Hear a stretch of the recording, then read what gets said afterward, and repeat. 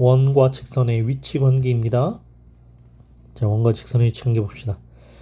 원과 직선의 위치 관계는 서로 다른 두 점에서 만나는 경우, 한 점에서 만나는 경우, 만나지 않는 경우가 있다. 자, 원이 하나가 있습니다.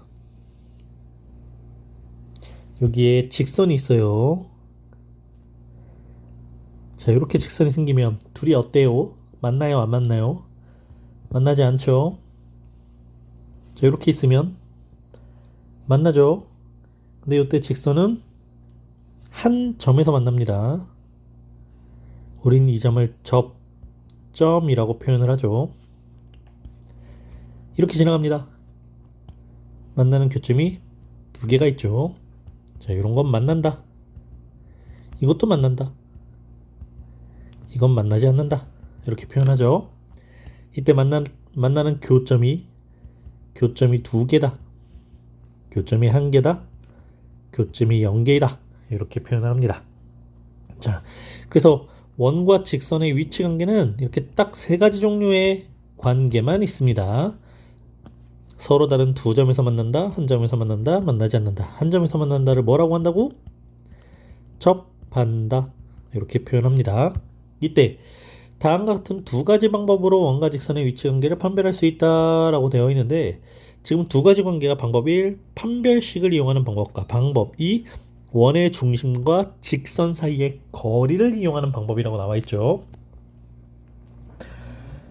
판별식을 이용하는 방법과 직선의 위치 관계를 이용하는 방법을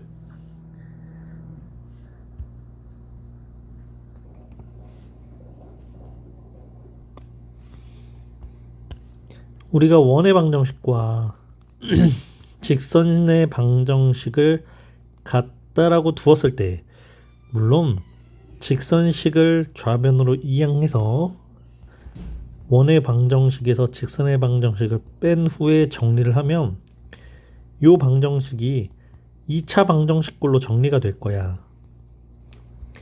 그럼 이 2차 방정식에서 우리가 판별식을 쓸 수 있는데, 판별식이 0보다 크다, 판별식이 0이 된다, 판별식이 0보다 작다의 판별식의 의미를 한번 봅시다. 판별식이 0보다 크다라는 건 서로 다른 두 실근을 갖는다는 거죠. 0이 된다는 건 중근을 갖는다는 거고, 이때는 실근이 존재하지 않는다라고 표현을 하는데, 판별식이 0보다 크다에서 이 두 실근이 x값이 두 개가 존재한다. 그러니까 교점의 x좌표가 두 개, 서로 다른 두 개의 x좌표가 존재한다. 이게 판별식이 0보다 크다가 됩니다. 중근을 갖는다는 얘기는 판별식이 0이 된다, 중근을 갖는다, x좌표가 하나다. 즉 접점이 하나기 때문에 이 점의 x좌표도 하나가 되겠죠.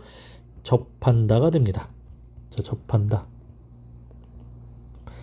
판별식이 0보다 작다, 실근이 존재하지 않아. 그러니까 교점 자체가 없기 때문에 교점의 x좌표가 존재하지 않는다라고 나옵니다. 네, 만나지 않는다. 이렇게 표현할 수 있겠죠. 이게 판별식이고요. 두 번째, 점과 직선 사이의 거리를 이용하는 것. 이때 점은 원의 중심입니다. 원의 중심의 좌표와, 자, 여기 A, B라는 원의 중심과 이 점에서 이 직선까지의 거리, 이 점에서 직선까지의 거리, 점에서 직선까지의 거리와 뭘 비교하냐? 자, 점과 직선 사이의 거리와 원의 반지름의 길이를 비교하는 거야. 이렇게 비교할 건데, 요 상태 보세요. 반지름의 길이는 요 길이가 되고요. 점에서 직선까지의 거리는 이 길이가 되겠죠. 이게 반지름, 이게 거리. 누가 더 커? R이 D보다 커요. D가, 거리가 반지름보다 작다가 나옵니다. 이게 두 점에서 만나는 거고요. 반지름의 길이와 점과 직선 사이의 거리가 똑같습니다. 이렇게 똑같아요. D와 R이 같아. Dr. 그러면 한 점에서 만나는 상태가 됩니다. 세 번째, 판별식이 0보다 작다는 것과 같이 이번에는 점에서 직선까지 거리고요. 이게 반지름이 되겠죠. D가 R보다 훨씬 크네요. D가 R보다 큽니다. 네, 이러면 원과 직선은 만나지 않습니다. 자, 이렇게 세 가지 방법인데 선생님은 이 둘 중에 이걸 조금 더 추천합니다. 이게 조금 더 쉬워질 거예요. 이게 판별식이 2차 방식이 원의 방정식이 x와 y 된 2차식인데 이렇게 간단한 형태 같은 경우에 실은 판별식을 이용하는 게 더 편할 수도 있지만 식이 복잡하게 나올 거예요. 막 이러면 넣고 정리하고 그러다 보면 시간 세월 다 갑니다. 그럴 때는 원의 중심과 직선 사이의 거리를 이용하는 게 조금은 수월할 겁니다. 이거는 근데 본인 선택이에요. 본인 선택에 따라서 1번을 이용할지 2번을 이용할지 정하면 될 것 같네요.